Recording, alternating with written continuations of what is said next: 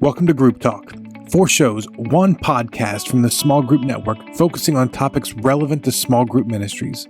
Whether you're in a church of 100 or 10,000, whether you're a volunteer or staff, we want to support, encourage, and equip you to lead well. So relax, listen, and enjoy Here to There with Carolyn Piquetta.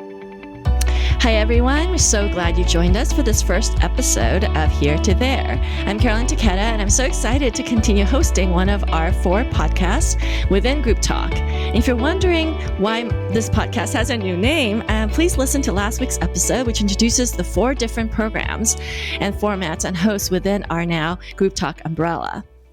As I explained a little bit last week, I wanted to call this monthly podcast Here to There, because in everything we do, whether we're seeking growth and trying to move from here, our present reality and who we are, to there, the future God has for us and the person God's creating us to be, our role as ministry leaders, small group leaders, parents, followers of Jesus, all have the same aspect of moving ourselves and others from what we can see, think, feel now into the future, whether it's next week, next month, next year, or even 5 to 10 years from now. A lot of that movement, that process, the gap between here to there, we navigate by asking questions, by listening to God, by talking to others, by making plans and taking intentional steps towards whatever vision God's given us. But what happens when we've been hit with a global pandemic for months that show little sign of slowing down? There is no script. There's no amount of planning for this scenario. And here in the United States, we are heading towards our 5th month of managing this uncertainty and chaos.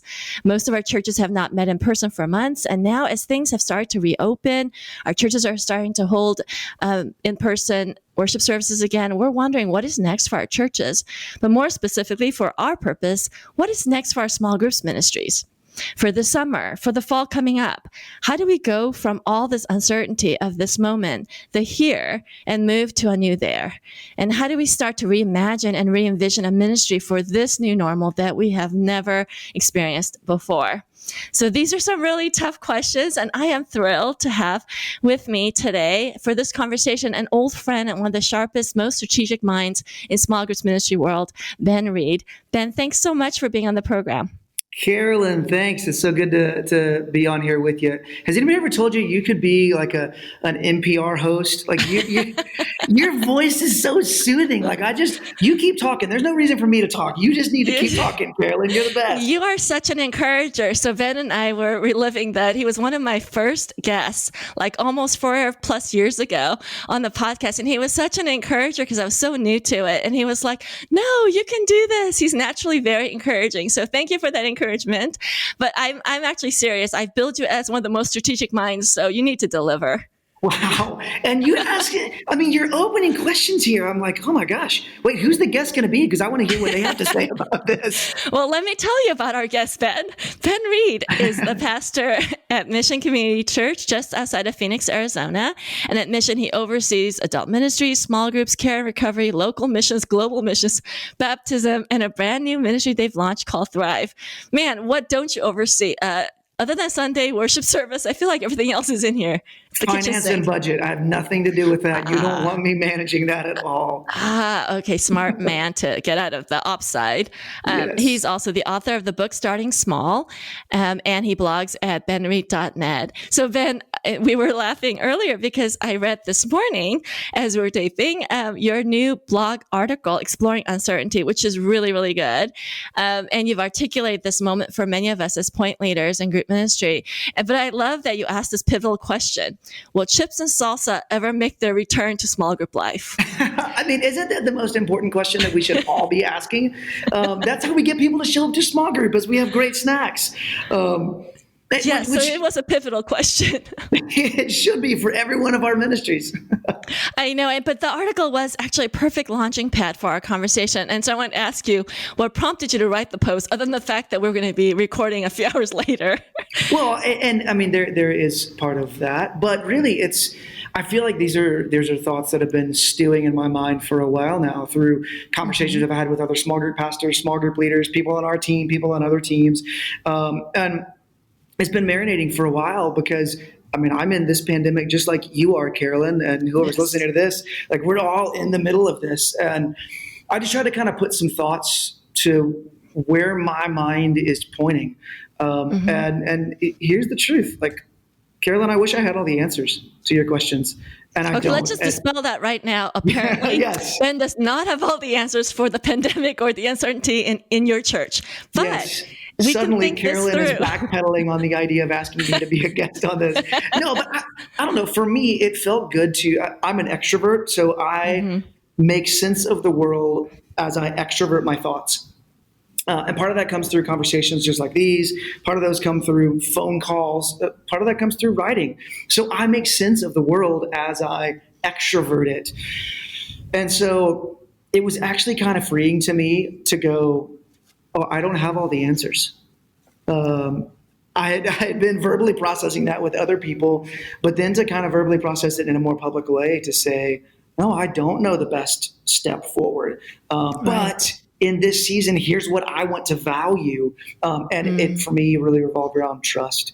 And it's allowing God to create that pathway going forward rather than me coming in demonstratively saying, I've got all the answers. I know what we need to do, and relying on my own understanding rather than relying on God himself to direct our path. So, yeah, I thought it was such a good reminder.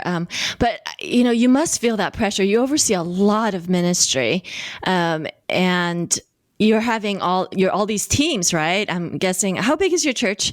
We run about 3,000 on the weekend. Okay, and you seem to manage most of that. So you have all these teams looking to you saying, where do we go from here? And I think that's part of the pressure for a small group point people is we don't just have to manage our own uncertainty. We're also trying to and have to navigate and help manage and lead the uncertainty that our small group leaders are experiencing, our teams are experiencing. And so can you talk a little bit about what that experience has been like for you in this season?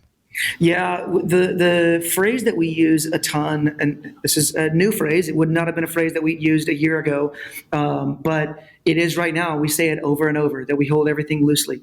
And so we're building plans, we're putting things in motion, but we hold it all loosely. And this isn't just, well, it may get an announcement slot or it may not. It may get a social media push. It may not. We're talking like key ministry initiatives that we're holding it all loosely. Perfect example is we were supposed to be gathering back in person a week and a half ago. We had all of our plans in place. We did a volunteer training to make sure that all of our volunteers are up to speed on the new procedures, and they were still able to be welcoming even though they were wearing a mask, and they're ready to go. And then 2 days later, we pull the plug. So we try to kind of reset expectations and go, we're going to hold everything loosely. Not saying something doesn't have a primary value as a ministry, but we have to hold everything as if it could change in a moment because it has and it does. Yeah, it has for us over and over in this season. And but what we don't want is for that to drive us towards laziness and complacency and just go, well, we're going to be on the receiving end of this. We'll just wait for, this announcement to come out, or we'll wait for the pandemic to be finally over, because the other reality is I don't know when we're ever going to be done with this. So we have to lead, but hold everything loosely because we don't know how the sand is going to shift beneath our feet, even after we make plans. So that's kind of the approach that we've taken, is an open-handed approach to everything that we do during the season. Yeah, we've used the metaphor, church, of a basketball metaphor of being on the front of your feet, so you can tell you don't play basketball. Is that called the balls of your feet? That is called being on the balls of your feet, the triple threat position there. Okay, see, and obviously you're an athlete, so the idea is that you have to be nimble and be able to move and pivot to whichever role you're going to need to play, whether it's defense, offense, rebound, whatever. Hey, was that pretty good? I almost sound like I know. You pretty much covered it. So you pretty much got it. So the idea is we just can't, and we're calling lots of audibles. Look, I'm throwing we're calling, you can only call so many plays, but then we have to call all these audibles. Remember when I said you'd be great as an NPR podcast host? Maybe don't call ESPN. No, don't call them. I think you've maybe found your ministry niche here, not with sports, Carolyn. It's so important to know what our gifting is. That really is important. So I am married to a sports fan, so he's tried so hard over decades to educate me, but somehow that part of my brain just refuses to grab hold of it. That's awesome. So let's talk about the here before we can go to the there. Let's, can you describe kind of what you think the emotional mental mindset, you kind of started to talk about this with the idea of holding things loosely, but there are learnings, right? So what have you and your teams learned, or what have you been learning in the few months that you actually can use as values, as jumping off points, as you think about the future? Yeah, so one of the things that we learned, let me try to recount the number of things that we've uncovered in this season. One is groups online have a place. I don't think that they're going to fully replace. I can't see them fully replacing physical in-person gatherings, but we've seen that they have a place. Let me give you a perfect example. We started a men's group, and we started. When you do things no other church is doing, you're either brilliant or you're dumb, and only time will tell. So we're still in the middle of this. So I'll go that we're brilliant, but we'll see. We started. I put my money on that too, Ben. For you, I'd say. Well, I talked to some really, really, really smart churches that are not doing it. So we'll see if this is smart or not. So in a season where nobody was starting new groups, we saw groups as so vital to, I mean, you brought up the mental, emotional health of people. Relationships are so vital. And I know you know that and believe that, Carolyn. And look, I have a group. And so, I mean, as soon as all this stuff happened, I had people to lean into.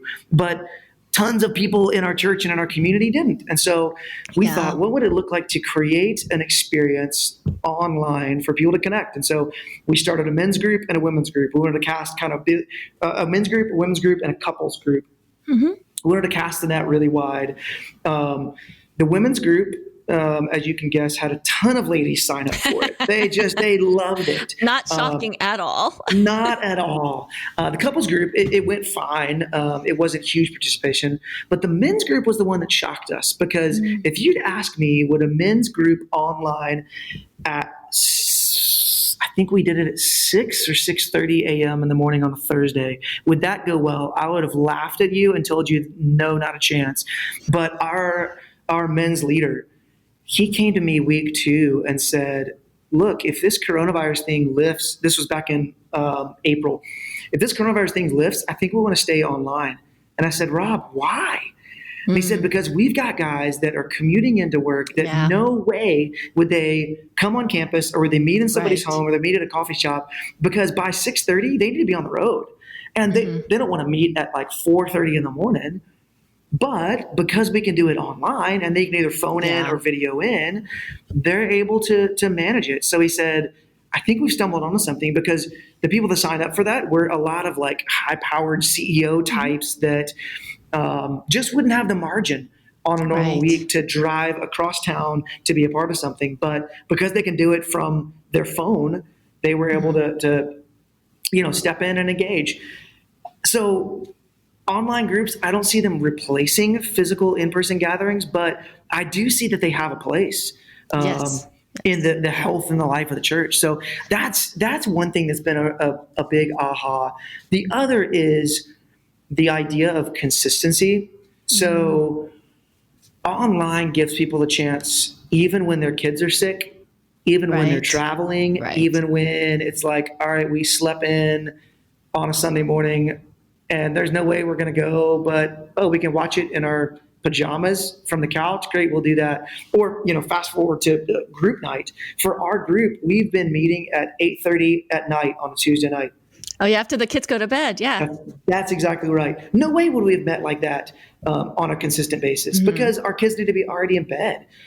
But because we can put our kids in bed and then sit in front of our Zoom screen, it suddenly becomes more accessible. So I think thing that we've learned is that online technology allows people to be more consistent when they normally would have checked out for a week or 2 or 3 weeks. And the data says if somebody checks out for 3 weeks in a row, it's easier to get a lost person to come than to get a regular attender to come back. I think our online experience, because we've elevated it on the weekend and through group life, we've created some sort of experience that people are going, okay, it's not as great as in person, but I can still feel engaged. And I can participate in church even when I couldn't show up in person. Yeah, I totally agree. I think those are our learnings. I was kind of a late adopter on the online group thing. We didn't have any before the pandemic, and I'm totally there with you. I think they definitely have a place, and for some people, even better than in person. And in some groups, we've learned that they're more authentic and honest with one another with the screen. And so there's definitely going to be part of our package going forward because it's really meeting a need. What about other? Yeah, I was just about to say, one of the other things that we learned that I think is really important too is our leader trainings. Um, we do those via Zoom. Again, if you'd asked me a year ago, could you do a group leader meeting via Zoom? I probably would have laughed at you. But this pandemic forced us to explore different ideas because there's no way I'm going to get a group of 75 to 150 people in a room together to do leader training. But Yeah. because we do it at 8:30 at night on a Monday night, and it's 30 minutes long, which, Carolyn, have you ever done a leader training that's 30 minutes long? No, they take like an hour and a Yes. half because Yes. you have to do coffee beforehand, and you need to do snacks, then you need to do intros, you need to do a giveaway, all those things. Suddenly, we just cut through all of that, and we do a quick hit leader training, and we do those every month. We do them for 30 minutes, 8:30 at night. Again, the idea is whether you have kids or not, put your kids to bed and then log on. And we've had great participation. Yeah, so let's talk about that a little bit. So is that one of the ways you've kept your leaders engaged is doing this monthly? Were you doing monthly trainings prior? No, we weren't. We hadn't fully figured out what our training rhythm looked like. We were trying different things, but we couldn't get much participation. And so the way that we've kept leaders engaged is we've said, hey, log on to this monthly call and you'll get the latest on what we're doing as a church.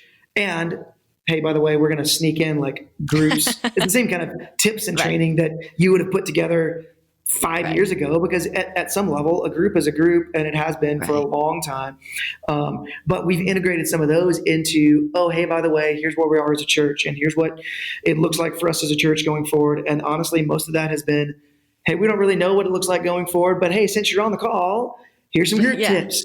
And really what we've learned is the value of training hasn't so much been the 3, 4, 5 tips, but it's been the connectivity of those. And it's allowed people to feel like they're still connected to their local church, because they're on the front lines. And whether their front lines is in front of their computer or if it's actually in front of people, they're on the front lines, and they want to know that their church supports them. And this little quick check-in, and even for the people that don't show up, they've emailed afterwards or texted me afterwards and said, I couldn't show up, but thanks for offering this. I'll be at the next one. And so you're not taping it for people who can't show up. It's just live? It's just live, and then I send the notes out afterwards. So we have like a web platform that we use, and we post articles and blogs and stuff there. So we'll post the notes and send those out afterwards for those who missed it. So Ben, it sounds like you've already started to make some adaptations to your ministry. Are you doing something different this summer than you typically would do? And then maybe you could start talking about fall. What are you not doing that you usually would do? And what are you doing that is new? Yeah, so for the summer, a few years ago, we would have said July is death in August in Arizona, because partly because it's like walking on the face of the sun here. It's so hot, and so people want to either stay indoors or they want to leave town. But we tried something last year. We did we call them short-term groups in our context. Did a short-term group, and we had better participation than we thought. So coming into this summer before pandemic, we said, let's maybe try another short-term kind of on our campus during the week experience. We were going to try that, and then pandemic happened, and so we were rethinking it. But what we're doing this summer is in July, and then actually I want to back up and tell you about what we did in May that I thought worked really well. In July, we're offering 3 opportunities for people to connect online, men's, women's, and we're doing Thrive, which is, I can talk about that more later, but it's a ministry that we've developed here. And so we're offering those 3 different opportunities for people to step in and build relationships, because we don't want to continue on in this with people who don't have relationships at Mission, Right. And keep them further disconnected from the thing that we know is going to give them life.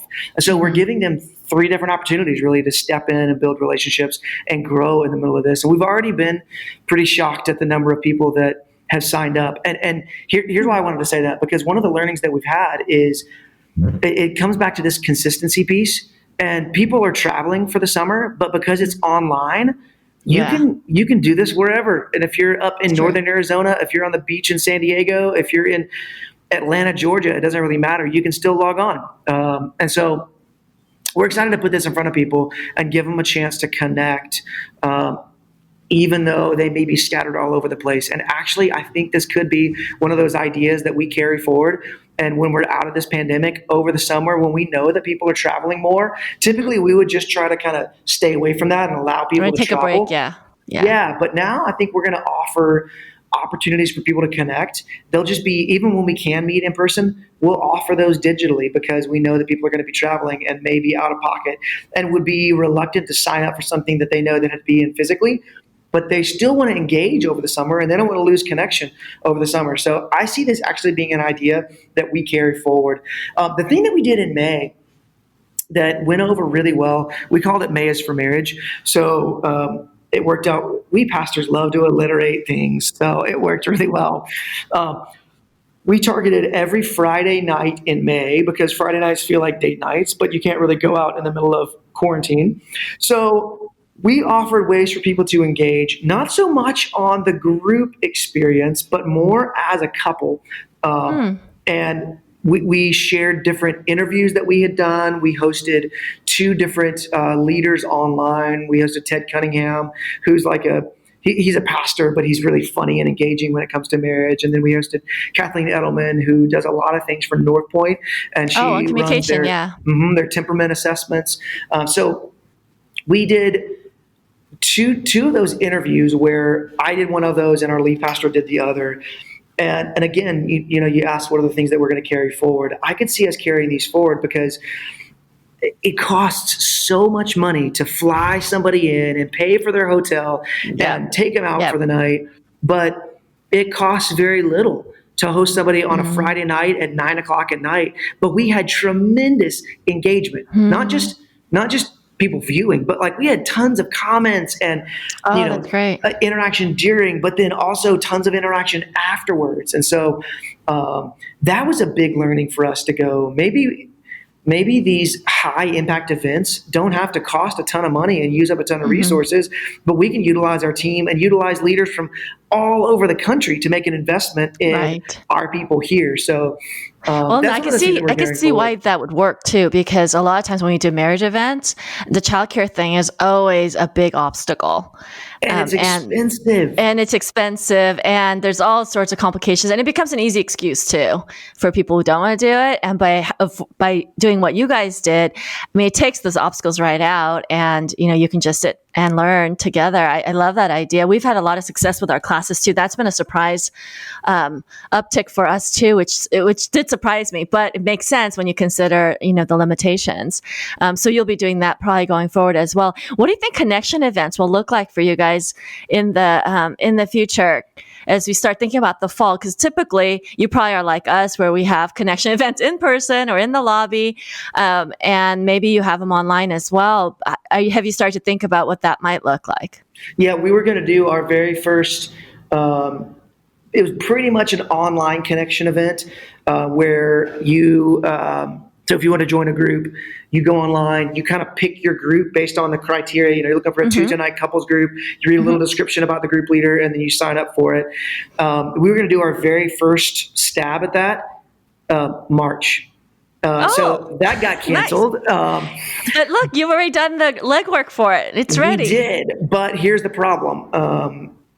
So you pick your group, and then you come on campus to meet your group for the first time, so that you're not going into a home that you've never met somebody at before. Well, now with the whole home thing, that's as a side note, are people going to want to allow other people to be strangers into their home? And are people going to want to be in a stranger's home? I feel like that's going to be a big question mark for, especially for, cities and states that have a higher incidence of the virus. Well, and legally we can do it.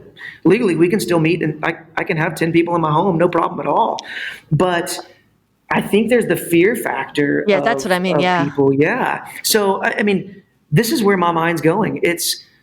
So let's take somebody in our group that is a nurse. Suddenly, now it's not just their family that's being exposed, but it's every single family in our group, and it's all of our kids, because our kids are going to play together. Right. And so things could spread exponentially. And I'm not even an alarmist. I'm not the kind of person that feels like I can't ever have an in-person conversation with anybody. Like, I'm not an alarmist, but I look at that and go, okay, I believe in the value of groups, but given the option of, okay, I'm sitting in a pew on the pew. I'm sitting in you guys have pews. No, we don't. I hearken back to a gentler, simpler time when there was no pandemic. I'm sitting in a seat on a Sunday morning, and I hear our announcement that says, "Hey, come on campus on a Tuesday night and mingle around with 300 people, and then link arms with somebody that is going to be your leader that you don't know where they've been over the last month. And also, by the way, you don't know where the rest of the group has been over the last month. And by the way, you're not going to just meet them on campus, but you're going to go into their home. You don't know where they've been. You don't know where their kids have been. You don't know how well they clean. You don't know how well they disinfect. And so I'm hearing no live connection events is what I'm hearing. Well, so that's the complicated part is, I mean, if you ask me right now, I would say, no, it doesn't feel like the responsible thing to do. Well, especially Arizona's had a big spike this week. So, I think that's going to be tougher. This is the hold everything loosely. So as we look over the next few weeks, what if our numbers start to not just plateau, but they kind of go away? Well, then it feels like this conversation potentially changes. Right. And it changes from hey, maybe we shouldn't, to, hey, maybe we should offer this as an option to people, and we'll practice social distancing, and we'll train our leaders on how to make sure they create the right environment, so that it's safe. So Ben, let's think about that for a second. So recruiting leaders in this season of uncertainty has been challenging. Because we don't even know what we're recruiting them to, right? Like, are they going to have a live group? Are they going to have an online group? Are they going to have strangers? Are they not? How do people get added to their group? Like, I feel like the challenge, normally when we recruit a leader, we can give them a decent roadmap of what they're likely to encounter and what our expectations are. This is much harder. What have you guys figured out, like, in terms of recruiting leaders for groups going forward? Any secret sauce to that? I think yes, you want to recruit leaders to something, but you always recruit with vision. So yes, we're in a time of uncertainty, but I'm always calling people to a big vision. And it's a vision that God created his church not to be a bunch of Lone Rangers, but to be united together. And so I always want to lead with that when I'm recruiting people. It's not just, hey, I want you to do this tactical job. Although it may kind of come down to that, I really want to lead with, hey, here's what God's calling us to as a church. And actually, this is bigger than mission, and it's bigger than one church. This is what God's calling his church to. And I want to invite you to be a part of that. So that's what I always lead with when I'm recruiting leaders. It does become difficult because you just have people who have varying levels of comfortability with this season. Exactly. I mean, I got some of our leaders think this is all a scam and that it's all made up, and some of our leaders haven't left their home in 6 months. I mean, that obviously I'm playing up the extremes there, but in all of our churches we have both of those extremes, and we have a whole lot of people in the middle that are waiting to be led. And so, let me tell you, here's where I'm at. And Carolyn, if you ask me tomorrow, it might be different, but we're at that point where we're 8 weeks out from when we would do a connection event. Yes. Which now is the time that we hit the gas, where Right. we would be recruiting leaders and like ordering t-shirts and making sure facilities is good to go and starting to put announcements in the pipeline and Right. sending out communications. Like we're doing all of that, but all of that's kind of on pause right now. I think in the next couple of weeks, we could have a clearer picture, but we're going to reach a drop dead point where if we don't start moving the ball down the field, we can't. Yeah. So I don't know exactly what or that you could date just is. punt. And that's what I was going to go to. We're getting close to punting, and here's what we're punting to. And I know that for some of people who are listening to this, you're going, that's not an option for us, and I get it. But for us, one of the options is to have people meet on campus, not like Sunday school on a weekend, but throughout the week and utilizing our campus in that way. So we call those short-term groups. They are 4 to 10 week experiences that we offer on campus. We've actually kind of begun to call those short-term studies, short-term classes, because they tend to be more focused on the head than the heart. Right. So we lead with, here's what you're going to learn, here's what you're going to study, here's how you're going to grow. And by the way, there's relationships that you build in the process. Now, we utilize those as a launching pad to get people to step into long-term community, but we've never really explored the idea of semester-based groups that meet on campus, on site. But that's where my mind's going right now, because it allows us to control the environment a little bit more. We could control childcare, and we could tell people, sign up for this because all of our childcare workers are going to be wearing masks. All of our childcare workers are following cleanliness procedures. We could also, tell people all of our leaders are fully following our cleanliness and safety procedures, because we can provide them with masks. I can't give every and one it's of also your space in the building might be bigger than someone's house. You actually could socially distance around it.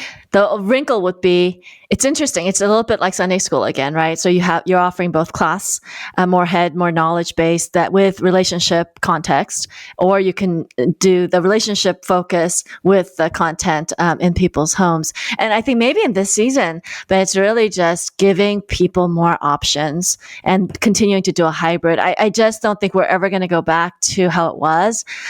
So it's really going to be looking at what makes sense to continue along, what makes sense to revamp, what makes sense to keep going. And it's interesting. I think people so long to be back where we were. And I've been saying this with my kids too, because they're both college students, and they're just starting to hear plans for the new semester. And it is nothing like college as you had envisioned, they'd experienced earlier. And so we keep saying the same mantra of, let it hurt, let it go. And the idea of grieving what we had, or now, of course, rosy colored it all anyway. But to kind of grieve that we can't have things that way, and then take a moment, grieve that, tell God it hurts, and then go, okay, let's adapt. And what are the blessings of this season? And so I'd like to actually, kind of talk through this towards the end of our program. Is for you personally, Ben, like what's been some stuff you've grieved that's been hard for this season? And then tell us about what you're excited about. And I'd love to hear more about Thrive, maybe in that second question. Yeah, you're going to have to ask that one again. Here's why, because you just got me thinking. Andy Stanley says, marry your mission, date your model. And it feels like we're in this season where we're going to have to make sure we're married to our mission, which I know our mission kind of differs, not kind of, it differs from church to church, but yes, our mission is the Great Commission and the Great Commandment. It is. It's some twist on that. And you've reworded it in a super clever way in your church, but really it boils down to, it's the mission and vision that Jesus gave us. And the way we flesh that out is, it's Sunday school, or it's missional community, or it's small groups, or it's short-term groups, or it's 1,000 different expressions of that. And that's great. I think when we walk through the season, we have to make sure that we are married to our mission. We have to remember that we're driving people to that life change happens best in the context of community. That's it, right? How we do that, though, is going to have to shift. And I hate when I hear you say, well, how we used to do it is over. But I think you're right. It is. It's going to have to change. And I would love to think we can go back to the good old days of early 2019 when we could meet in homes. And maybe we'll get back to some sort of semblance of that. But I think walking forward, we're going to have to make sure that we are crystal clear on what the real value is, and that we're not holding tightly to this going, well, if people don't meet in homes, then they're not a full expression of the church. That's baloney. Yeah. Right? Yeah. And when we get to heaven, we're going to look back on this stage of history of people meeting in homes and go, well, hey, that worked for that period of history. But hey, in the year 2500, they did it this way, and that worked too. The church is going to march on. And the church is going to march on at the mission of Jesus. And we have to make sure that we're not holding so tightly to our model that we lose the mission in that. Our mission is to create disciples, and we're going to do that in the context of relationships. And the more we can keep our eyes focused on that, the more I think we become open to valid expressions of models of how we accomplish that. And so if that's short-term groups, if that's online digital classes, if I don't know what that's going to look like, but or watch parties. I know some churches are moving towards watch parties as an in-between way to have mid-sized community. I mean, I absolutely agree. I mean, the mission has not changed and will not change, but how we do it, and we have to not be afraid. I think we need to kind of go, okay, we're not sure it's going to work. I mean, you said that earlier. It could either be brilliant or it could be a flop, but we won't know until we try. And hopefully our listeners have some grace and some credit built up in their environments where they can experiment a little. And you start with one group. You don't have to revamp the whole model. I don't think this is time where we want to revamp everything. It's just time to kind of walk into, let's work on little pieces. Let's experiment with little pieces. It's exactly what I was going to say. It's not the time to revamp your whole model, but it is the time to experiment. What are you going to lose? Nothing. You don't lose anything. You experiment, and if it didn't work, you go, well, of course it didn't work. We're in a pandemic. But if it does work, you're going, of course it worked. We're in a pandemic, and we got to try something. So you win either way. So that's kind of our approach, how we're taking it. You asked the question, though, what's the toughest part of this for me? The toughest part of this for me is that I am highly relational. And Zoom calls don't fully scratch that itch. They kind of do. It's like you're parched in a desert and somebody gives you water out of a droplet. It's like, that's not full. Yes, that's going to sustain me, but it's not enough. Like, I need the fire hydrant turned on. So I'm really excited about the day where we get to go have meals again together and coffee together. And I long for that. So, my small group still meets every single week over Zoom. And I'll be honest with you, it's okay. It's not great. We had our first portion of our small group had our first restaurant out. They just opened restaurants a couple of weeks ago, and we were giddy.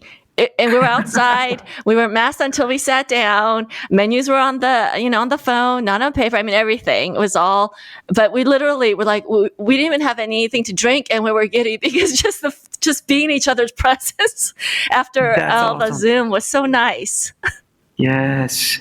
So that's been the toughest part for me, is feeling relationally disconnected, or maybe not relationally disconnected, feeling relationally like my connection's not as strong. But I will say my family feels stronger than ever because we've never spent as much time as we have together. And we're a very active family. And so we do a lot of things actively together. So we did a lot of at-home workouts, and we got our 3 kids out there, and they're, in the 110-degree heat. What are you doing to your children? Carolyn, not in the 110 degree, but when it was a little cooler, they were all out there with us. We got our little 1-year-old Nugget. He was in his high chair eating his Pop-Tart while the rest of us are doing burpees and push-ups and jumping jacks. Nice. And it was really a fun, nice release from having to sit on the couch and having to be inside. It was like, all right, for a few minutes, we get to release some energy and be active. Right. And I know you're excited about Thrive. So tell us a little bit about that. I know that's been on your radar, and I've heard a nice buzz from our fellow friends in small group land. So tell us a little bit about what that is. Yeah, Thrive is, it's kind of so I've been in vocational ministry now for, 13, 14 years. And I feel like Thrive is the missing piece that I've longed for in ministry that I've never even been able to really articulate is needed. So just to kind of sum it up, Thrive is a 4-week experience that we offer, that we created an assessment on the front end So we give you an assessment, and we kind of teach you about what thriving life in Jesus looks like. And it's partly your own spiritual journey, and it's partly you incorporating personal responsibilities or spiritual disciplines. It's built on the health of your local church, and it's built on you linking arms with other people, living life in community. So we teach on that, and we give you an assessment. And based on how you answer that assessment, we give you a customized spiritual growth pathway.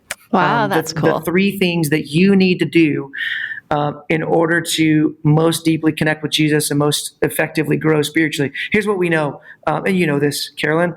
Not everything that your church does is perfectly suited for everybody. So, I mean, let's take tithing for an example.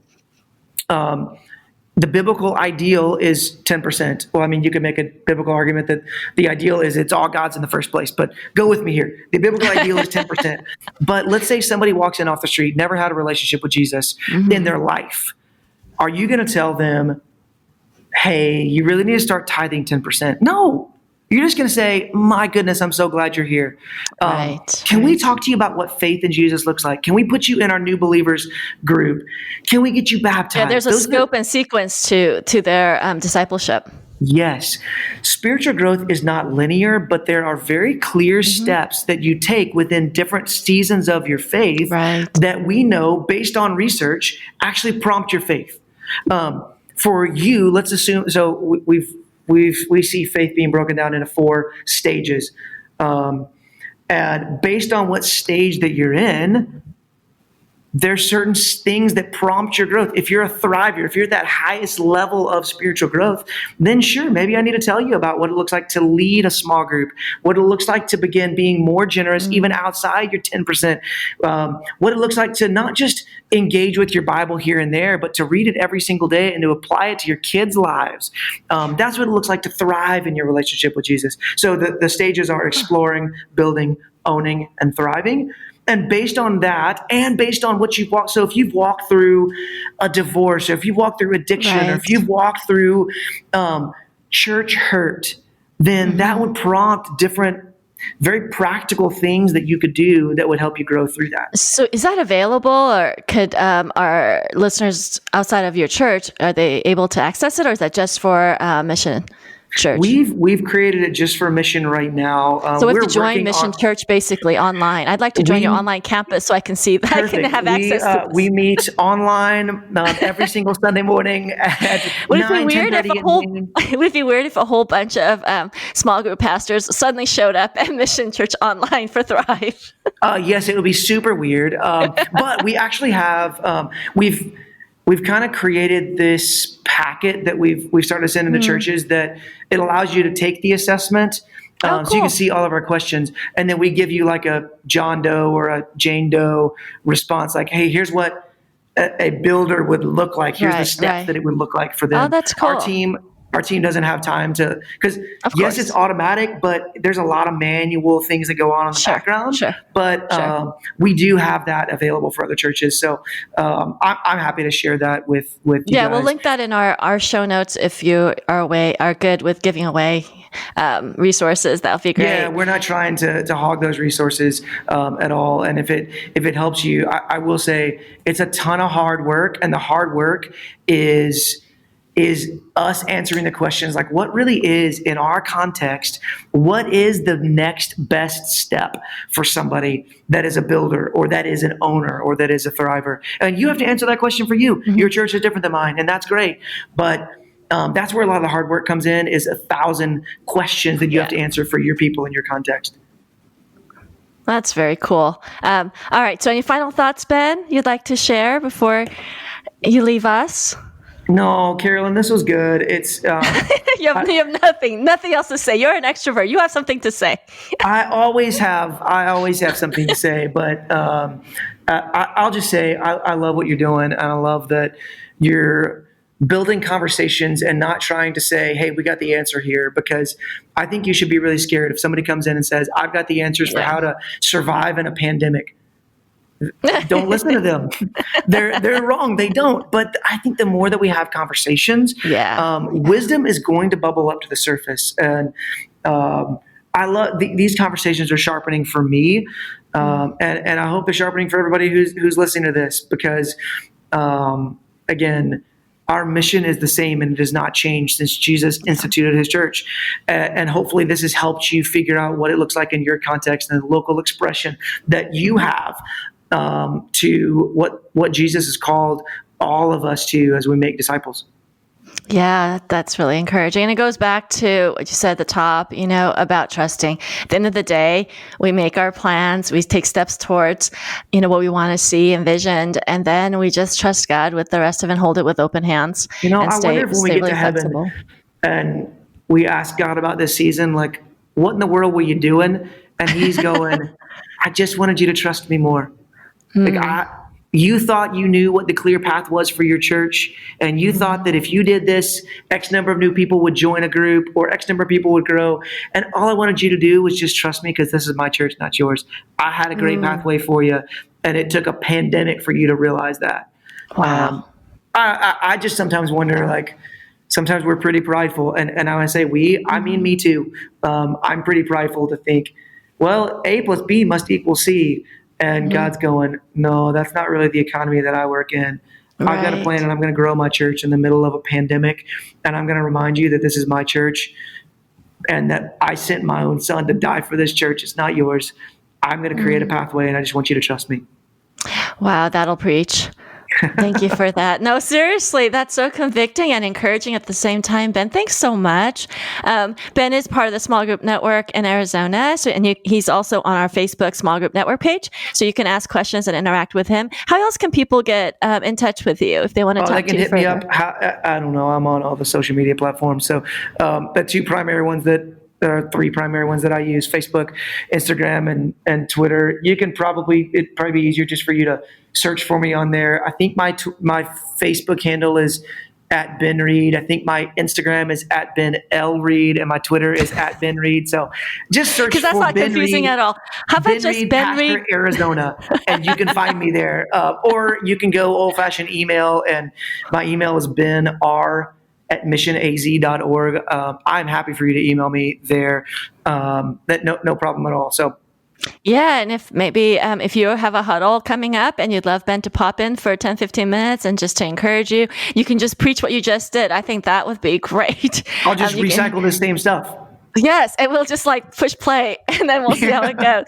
But the huddles have been so interesting too during the season because they've been on Zoom, so they've been really active, and more people have been able to pop in. Other experts or people who've been in the ministry longer. Although your blog benreed.net says something about you being a young pastor. You may still look like a young pastor, but that blog is 10 years old, right? Well, Carolyn. You can't wrap up a call with that burn. Easy now. It's because we go way back to 10 years ago where I was like, oh, he's so young. He looks like he's in high school. And yet so much wisdom. That was 10 years ago, before I had kids and before life had made me hard and grizzled. I didn't have any gray hairs back then. I have increasingly more every day. You have hair. You have I hair. Still have hair. That's correct. So Pandemic hadn't taken that away yet. So it's all good. So you can catch up with that, and that article is excellent. We'll link that as well. It just reminds us of what the mission is and what that God's with us in it. So thanks so much, Ben, for your time. Really appreciate it. Thanks, Carolyn. All right. Well, and thank you all for listening to Here to There. Until next time, remember, we are better together. Hey, Small Group Network family, Jason Banzoff here, Group Talk producer and Small Group Network creative arts director. Thank you so much for tuning into our first installment of Here to There with Carolyn Taketa. I'm so excited for these new shows, and I know you're going to love them all. Before we go, let's talk about Align. Our new online training course is here. It's called Align, Learning Small Group Ministry Essentials. Our founder, Steve Gladen, is quoted as saying, "This is the course I wish I would have had 35 years ago when I started small group ministry." Align will help you learn the small group ministry essentials. It features 8 video sessions taught by Steve Gladen, a downloadable workbook, lesson discussion questions, an official small group network completion certificate, and a special gift to help you further your small group ministry. Learn more by watching the course introduction and enroll at smallgroupnetwork.com/align. And thank you for listening to Group Talk. We invite you to subscribe to our podcast through iTunes and get new episodes downloaded automatically. Also, if you enjoy this program, please take a few minutes to give us a positive rating on iTunes so that other small group point people can find us more easily. We encourage you to visit our website at smallgroupnetwork.com to access our library of free resources, connect to a huddle with other small group ministry leaders in your area, read our blog articles, or join us on our Facebook group. Don't forget to use the hashtag SGNet when engaging with your social media channels. Thank you for your support.